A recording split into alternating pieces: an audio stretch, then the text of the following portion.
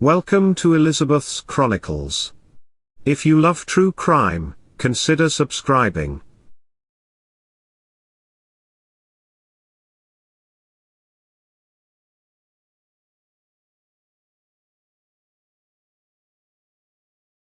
Joshua Boren was only 5 years old when his father committed suicide. His mother began using drugs, and seeing several different men. One of these men abused Joshua in ways a young boy should never be abused. Joshua blamed his mother for not protecting him. In his young teen years, Joshua moved in with his grandparents, Milton and Elaine Peterson. He was a Boy Scout who greatly enjoyed all outdoor activities including hunting, fishing, camping and hiking. He graduated Eureka High School in 1997. While attending Weber State University in Ogden, Utah, Joshua met Kelly Marie Boren. The two married in June of 2005. Kelly was born on July 21 in 1981 in England. She grew up in a military family.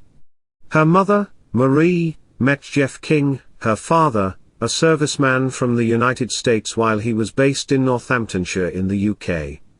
Her parents then moved to the United States. Kelly's mother, Marie, moved in with the family in October of 2013 after divorcing from her father. She was waiting to rent a new property. Joshua graduated from the police academy in 2006, and was excited to start his career in law enforcement. He joined the Utah Sheriff's Department as a deputy sheriff shortly later, and quickly began working toward becoming a member of the SWAT team. He also worked as an animal control officer and ended up at the Linden Police Department. He was selected from 70 highly qualified applicants to become a part of the 15-member police force. He was well respected and known as a big teddy bear due to his large size but good demeanor. The couple went on to have two beautiful children together, Jaden and Haley. Jaden was born on May 4 in 2006. He was in the second grade at American Leadership Academy Charter School. He loved recess. He loved playing with bugs and frogs, and enjoyed karate and wrestling.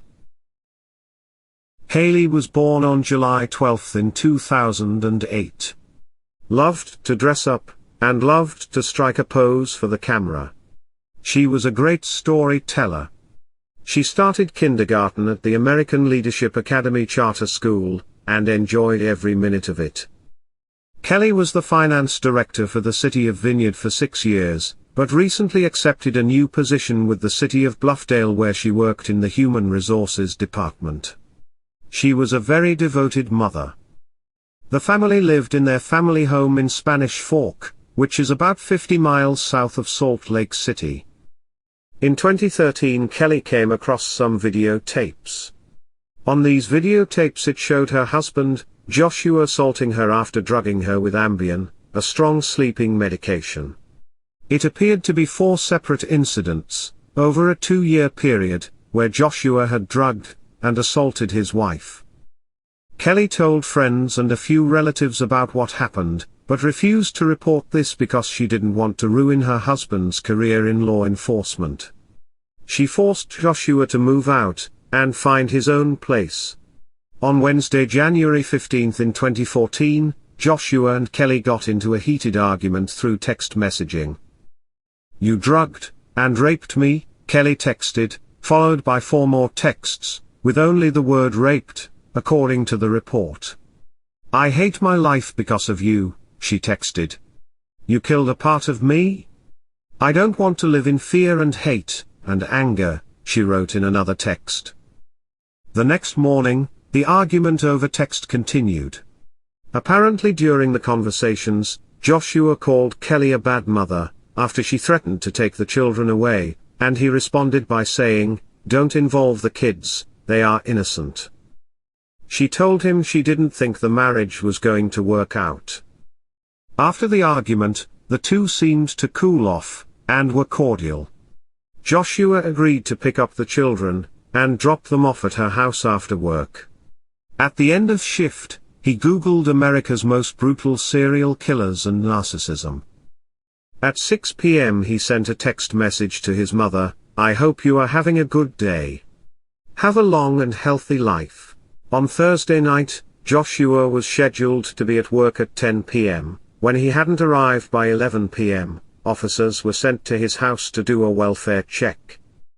They were just concerned he hadn't arrived for work, Spanish Fork Police Chief Stephen Adams said. If an officer is supposed to be on duty at 10 o'clock, he should be there at 10 o'clock. It might not be that in other businesses or employment. But if an officer doesn't arrive on duty at the time he's assigned, there's something amiss. When officers arrived at the family home, they peered through the windows. The front door was unlocked, and the lights were on. The officers could clearly see blood on the carpet, and shell casings through the window. They discovered a large amount of blood on the stairway going upstairs. In the first bedroom, they found Kelly's mother, Marie King, age 55, deceased from gunshot wounds. In the master bedroom, they located Joshua, age 34, his wife, Kelly, age 32, and both children, Joshua, age 7, and Haley, age 5, all lined up in the bed. All dead from multiple gunshot wounds. Joshua had a single gunshot wound in the head. All were deceased. This is a tragedy in anybody's life, whether you're in law enforcement as Joshua is, or not. Many of my officers that went on the scene are having a hard time with it. The things that go through their minds, asking the question that can't be answered, which is why. Adams said. He was well liked, had a lot of friends at the sheriff's office, said Utah County Sheriff Sergeant Spencer Cannon. He was a big guy, just solid as a rock muscle guy. But just a teddy bear is how I would have described him. Just a mild-mannered personality. How we knew him suddenly fades into the distance because of the heinous nature of what he has apparently done. How do you talk about Josh as a good person, and all the good things that he did, and all the good work he did, and the good deputy that he was, when he appears to have done something that is almost unexplainable? I mean, how do you wrap your mind around killing your wife, your 2 children, and your mother-in-law? You just can't, Cannon continued. Suddenly, it just seems inappropriate to talk about him as a good deputy. It would be inappropriate to talk about the good things that he does when there is a family out there now suffering at the tragic and senseless loss of a mother and daughter and cousins and grandchildren. That's where the focus needs to be, because that's where the real tragedy lies. There are 4 innocent victims who have died for no reason at all. The Spanish Fork Police Department concluded its 7-month investigation into the murders. The report indicated that Josh was a very troubled individual, who felt like he was about to lose his wife and children. He had a deep hatred for his mother. He had a history of drug, sex and pornography addictions that led to his troubled life and failing marriage. The report confirmed that Joshua Boren used his police-issued handgun to murder his family before taking his own life. Joshua had been speaking with a therapist for some time, over his hatred for his mother, his sexual issues, and his marriage failures. He had been abused physically, sexually and emotionally as a child, and was still upset with his mother for not protecting him from the abuse. Josh had writings that indicated he struggled with inappropriate sexual activity as a minor and into his adulthood. They also indicate Josh has a history of drug abuse. The writings seem to corroborate the allegation that he had drugged and raped Kelly, the report states. The therapist said Joshua Bourne was a 3-year-old child stuck in a big man's body. Several people interviewed by the police department witnessed Joshua's temper. His own sister said he kept things bottled up, but when he got angry enough, he'd snap and lose complete control. In the December prior to the murders, at a family gathering, there was a confrontation between Joshua and his mother. Yosh's eyes just looked evil, his mother told police. During the argument, witnesses of that event told police he said, "I'm just like you, Mom, I sweep everything under the rug." The report noted that even though Kelly didn't want to report it, news was getting around about what he did to his wife, which would eventually lead to it getting reported. This could have been one of the catalysts that led to the murders. Reports indicate there was no prior police reports or incidents involving the couple. Toxicology tests reveal the absence of any drugs or alcohol in the bodies of the victims or Joshua Boren. Friends and family members honored the Boren family on Wednesday, January 25 in 2014 at Lindquist Mortuary, in Layton. The bodies of Kelly Boren, Marie King, Jaden Boren, and Haley Boren were laid to rest. Funeral services for Officer Joshua Boren was held on Thursday at Spanish Fork River Stake Center in a separate service. In January, the Maries family back in the UK released balloons in Northamptonshire as a memorial coinciding with burial of Kelly, her children and Marie King in the United States.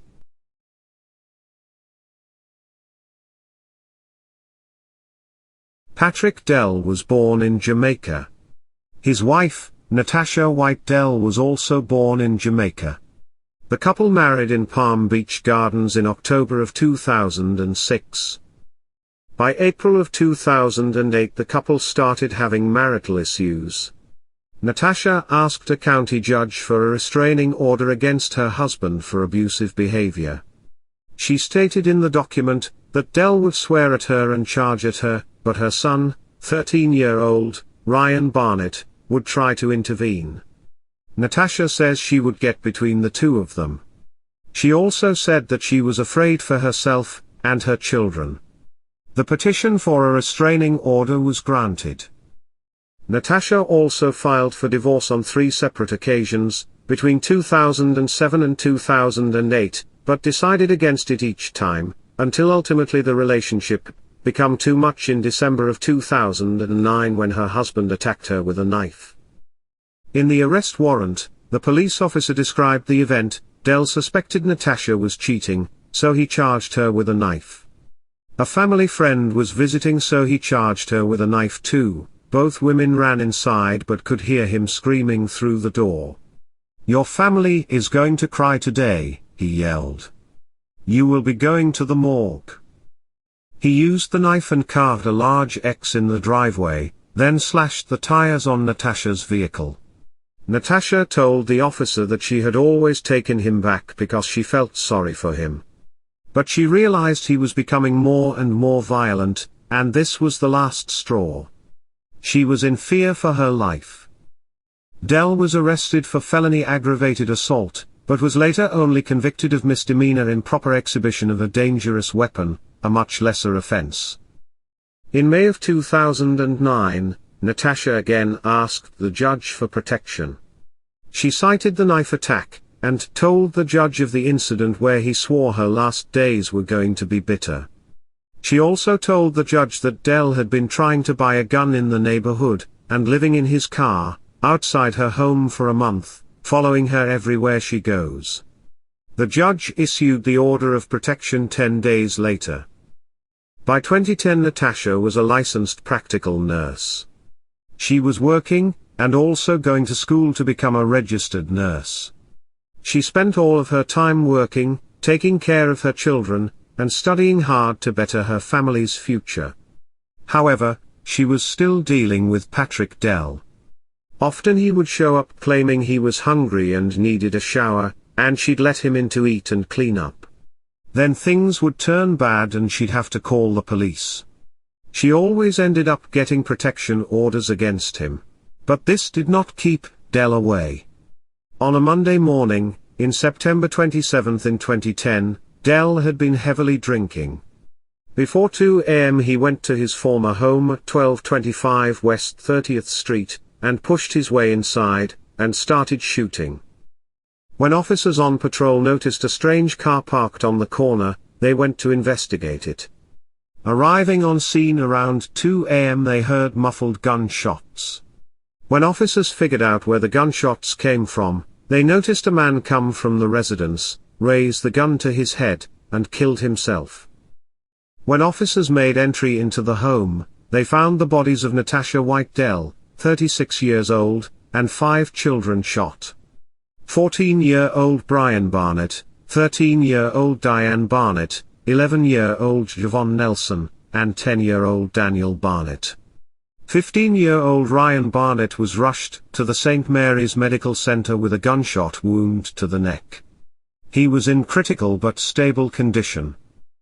Natasha and Patrick Dell had 2 younger children together, 3-year-old Latasha Precious Dell, and 1-year-old Patrick Alexander Dell Jr. Both were found in the home unharmed. "This is a sad day for Riviera Beach," Police Chief Clarence Williams told reporters. "Many families have been tragically impacted by this unfortunate incident." He went on to say, "Had it not been for excellent police work, this suspect could have escaped the scene, and possibly injured or killed other innocent victims." After interviewing neighbors and piecing together Dell's last moves, they discovered he was out drinking and got kicked out of 2 bars for being too drunk, and making personal threats against other patrons. The investigation also shows that nearby neighbors, some on their back porches, heard the gunfire, and not one person called the police. The police that showed up on the scene, and witnessed Dell commit suicide, were on a routine patrol and noticed the strange car and decided on their own to check it out. Even more shocking, according to police reports and witnesses, Patrick Dell had attacked Natasha over 6 times with a knife. She had been at the emergency room for knife wounds and beatings numerous times. He had raped her numerous times, and verbally abused her continuously. He continuously disregarded the protection orders, yet was only arrested the 1 time. A funeral was held on October 9, 2010 at Christ Fellowship Church for Natasha and her 4 children. Family, friends and teachers all expressed their feelings through tears and words. Joshua Boren was abused as a child, in ways no child should ever have to endure. He went on to have mental, sexual and substance issues. Instead of not allowing this horrible tragedy to continue tormenting his life, he continued the abusive cycle, when he drugged and assaulted his wife. He went down a path of destruction until he ended it all, taking his wife and innocent children with him. Patrick Dell was an abusive man who harassed and abused his wife and stepchildren. He wouldn't allow her to live in peace. Instead of walking away and giving her and the children a decent chance at life, he decided to murder them all, sparing only his own flesh and blood. He was a monster who deserved more than a bullet. Hopefully Satan himself is terrorizing him in ways only monsters can dream about. That concludes this episode. Keep your eye out for the next volume to this series, coming soon. If you enjoyed this video, consider subscribing. Thanks for watching.